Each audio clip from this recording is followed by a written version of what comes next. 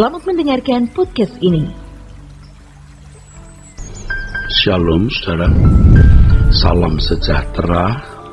Kebenaran hari ini bedul lawah.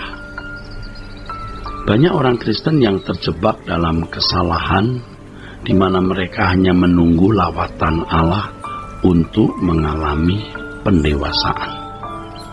Tetapi ternyata mereka tidak mengalami pendewasaan yang signifikan. Seharusnya orang percaya aktif mencari Allah agar menemukan lawatannya, bukan hanya sekedar menunggu. Tuhan menyediakan lawatannya yang pasti akan berdaya guna mengubah hidup kita dari manusia duniawi yang berkodrat dosa menjadi manusia yang berkodrat ilahi. Dalam Mazmur pasal 23 ayat 5 tertulis, Engkau menyediakan hidangan bagiku di hadapan lawanku, Engkau mengurapi kepalaku dengan minyak, pialaku penuh melimpah. Perhatikan kata hidangan di sini. Engkau menyediakan hidangan bagiku.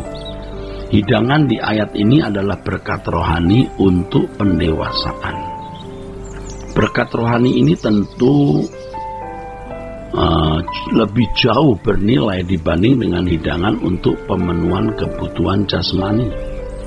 Untuk ini kita harus menangkap segala sesuatu yang Tuhan sediakan. Seharusnya berkat jasmani bukan lagi menjadi fokus orientasi hidup kita, saudara. Fokus orientasi kita yang sepatutnya adalah berkat kekal.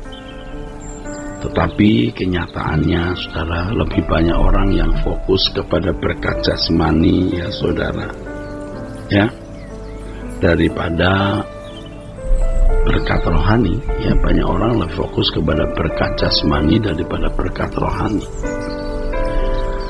Dalam waktu yang singkat di hidup ini, Tuhan menyediakan lawatannya setiap hari untuk mengubah orang percaya menjadi manusia Allah.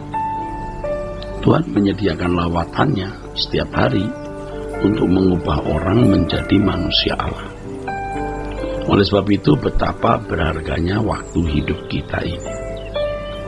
Ketika seseorang menutup mata, ia dapat menghayati betapa dahsyat dan berharganya waktu hidup ini, sebab di dalamnya Allah mau berurusan dengan anak manusia guna menjadikan mereka sebagai anak-anaknya yang layak dimuliakan bersama Yesus. Kesempatan ini hanya satu kali dan singkat, saudara. Ini merupakan anugerah yang tiada taranya. Tidak menghargai anugerah ini berarti tidak menghargai Tuhan sendiri. Inilah sebenarnya yang dimaksud oleh Yesus sebagai mengumpulkan harta di surga. Oleh sebab itu, hasrat terbesar kita adalah menjadi berkenan kepada Tuhan. Tidak boleh ada hasrat, ya, yang lebih besar dari ini, yaitu menjadi berkenan di hadapan Tuhan. Tidak boleh ada hasrat yang lebih besar dari hasrat menjadi seorang yang berkenan di hadapan Tuhan. Gereja tidak boleh sibuk dengan urusan-urusan organisasi, seremonial, dan lain sebagainya, sehingga gereja mengalami kesuaman. Kesuaman di sini artinya jemaat-jemaat di dalam gereja tidak dalam keadaan berkenan di hadapan Allah.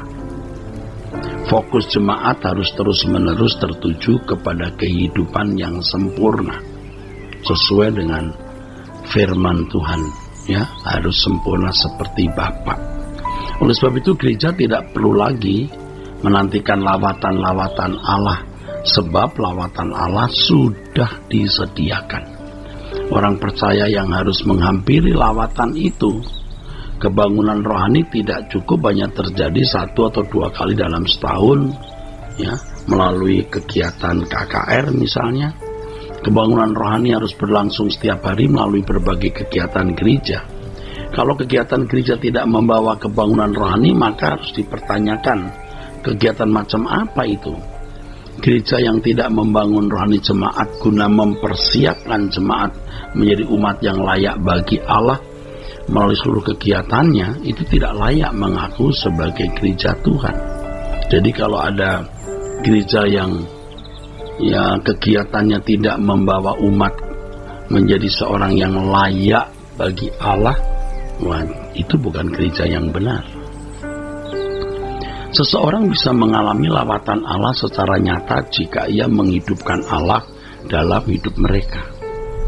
Menghidupkan Allah di sini bukan berarti Allah sudah mati, tetapi berusaha mengalami secara nyata keberadaan Allah. Banyak orang yang bertahun-tahun mengarungi hidup ini tanpa benar-benar mengalami lawatan Allah. Mereka tidak berusaha menghayati kehadiran Allah. Allah hanya dianggap seperti sebuah konsep yang hanya dipercakapkan dalam diskusi. Ini namanya Allah fantasi, saudara.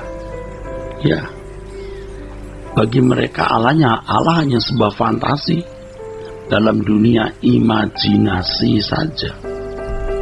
Nah, betapa mengerikan keadaan orang seperti ini ketika menghadap tahta pengadilan Allah nanti.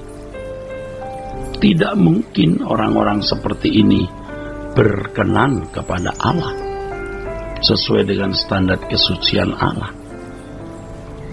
Nah, keadaan ini terjadi dalam kehidupan banyak orang Kristen dan bisa berlangsung lama, saudara, sehingga tidak mampu menanggapi Allah sebagai pribadi yang hidup. Ini bukan hanya dialami oleh jemaat awam, tapi juga para pendeta dan teolog yang memang sudah cakap berbicara mengenai Allah dan merasa sudah menemukan Allah, sudah merasa bersentuhan dengan Allah, padahal itu hanya sebuah aktivitas nalar atau aktivitas pikiran saja. Mereka diliciki oleh dirinya sendiri. Nah, orang-orang seperti ini kemudian berkhotbah di mimbar, saudara. Apa yang ditularkan kepada jemaat? Orang percaya harus berusaha menghidupkan Allah. Hal ini sama dengan sebagai mencari Allah. Tidak ada orang yang kurang serius dengan Allah kemudian bisa mengalami lawatan Allah secara berkesinambungan. Tidak mungkin. Hanya dengan orang yang serius saja Allah berurusan.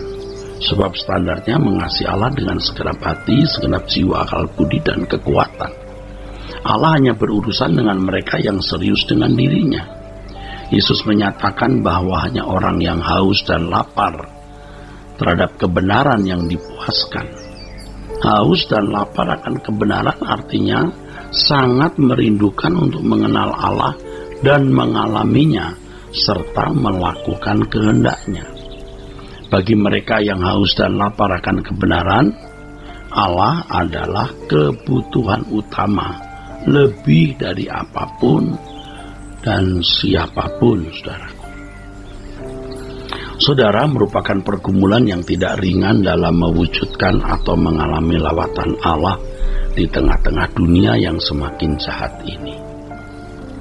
Apakah lawatan Allah dialami secara berkesinambungan?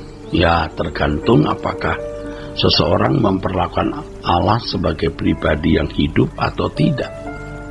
Kalau orang menganggap Tuhan itu tidak nyata, ya, hanya dipercakapkan dalam diskusi, itu ya Allah fantasi tadi itu, ya tidak akan pernah mendapat lawatan Allah.